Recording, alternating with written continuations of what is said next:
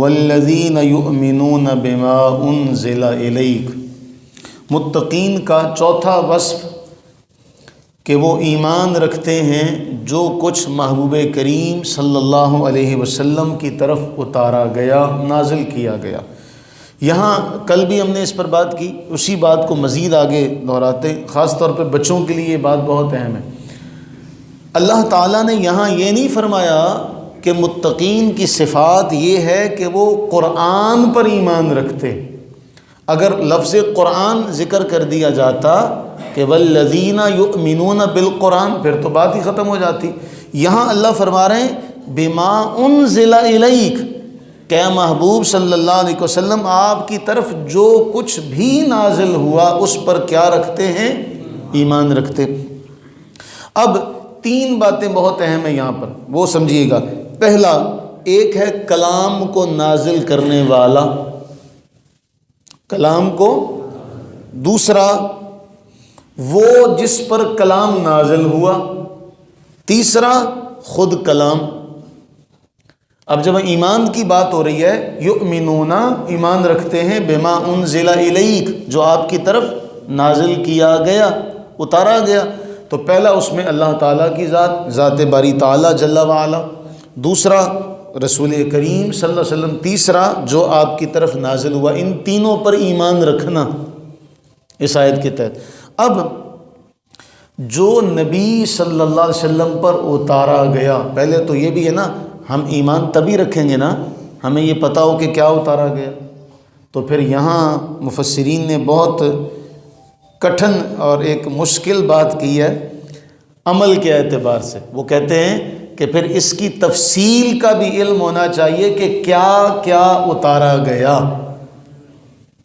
کیا کیا اتارا گیا۔ قرآن اس کا تو پتہ ہے، اب احادیث طیبہ کا ہمیں علم ہونا چاہیے کہ کون کون سی احادیث طیبہ جو ہیں وہ اللہ کے نبی اسلام نے ارشاد فرمائی ہیں، اور کون سی باتیں ہیں جو آپ کی طرف منسوب کر دی گئی، تبھی بما انزل الیک کا معنی پورا ہوگا نا۔ اب یہاں سیدی اعلیٰ حضرت علیہ الرحمہ نے جو کچھ لکھا اس کا خلاصہ اور مفہوم آپ کے سامنے ذکر کرتا ہوں۔ وہ یہ فرماتے ہیں سب سے اولین اور اہم ترین فرض یہ ہے کہ بنیادی علم، عقائد کا علم، جس سے انسان کا عقیدہ پختہ ہوتا ہے، اس کا علم حاصل کرنا ضروری ہے کہ کن کن چیزوں کا انکار کرنے سے یا کن کن چیزوں کو شریعت میں شامل سمجھنے سے انسان کافر یا گمراہ ہو جاتا ہے عقیدے کے اعتبار سے۔ پہلے اس کا جاننا ضروری ہے، پھر اس کے بعد جس جس طرح کے معاملات پیش آتے جائیں گے ان مسائل کا جاننا اس کے لیے ضروری ہوتا چلا جائے گا۔ مثلا جب اس پر نماز فرض ہو گئی تو نماز کے مفسدات، مکروہات، واجبات، نماز کے سارے مسائل، اس سے پہلے وضو کا جو معاملہ ہے اس کے سارے معاملات، اس کا جاننا اس پر، کیونکہ اللہ کے نبی اسلام نے کیا فرمایا؟ طلب العلم فریضہ علی کل مسلم، کہ ہر مسلمان پر علم کا حاصل کرنا فرض ہے۔ اب فرض کی تعریف میں یہ وہ بیان کرتے ہیں کہ جب نماز فرض ہوئی تو نماز کے سارے معاملات کا جاننا اس پر کیا ہو گیا؟ لازم ہو گیا، فرض ہو گیا۔ اس پر روزہ فرض ہوا تو روزے کے متعلقہ چیزوں کا جاننا اس پر لازم ہو گیا۔ جب وہ بقدر نصاب مال کا مالک ہو گیا تو زکوٰۃ کے احکامات کا جاننا اس پر لازم ہو گیا۔ پھر وہ تاجر ہے تو تجارت کے مسائل کا جاننا اس پر لازم ہے۔ وہ زمین کی کھیتی باڑی کا کام کرتا ہے تو زراعت کے مسائل کا جاننا اس پر لازم ہے۔ اگر اللہ نے اسے وسعت دی ہے اور اس نے اپنے لیے ملازم رکھے ہوئے ہیں تو ملازموں کے حقوق کے حوالے سے جو اللہ کے نبی علیہ السلام نے فرمایا ان کا جاننا اس پر لازم ہے۔ پھر اس کے بعد جب وہ نکاح کی عمر کو پہنچ جاتا ہے تو نکاح کے مسائل کے ضمن میں پھر طلاق کے سارے مسائل کا جاننا اس پر لازم ہے۔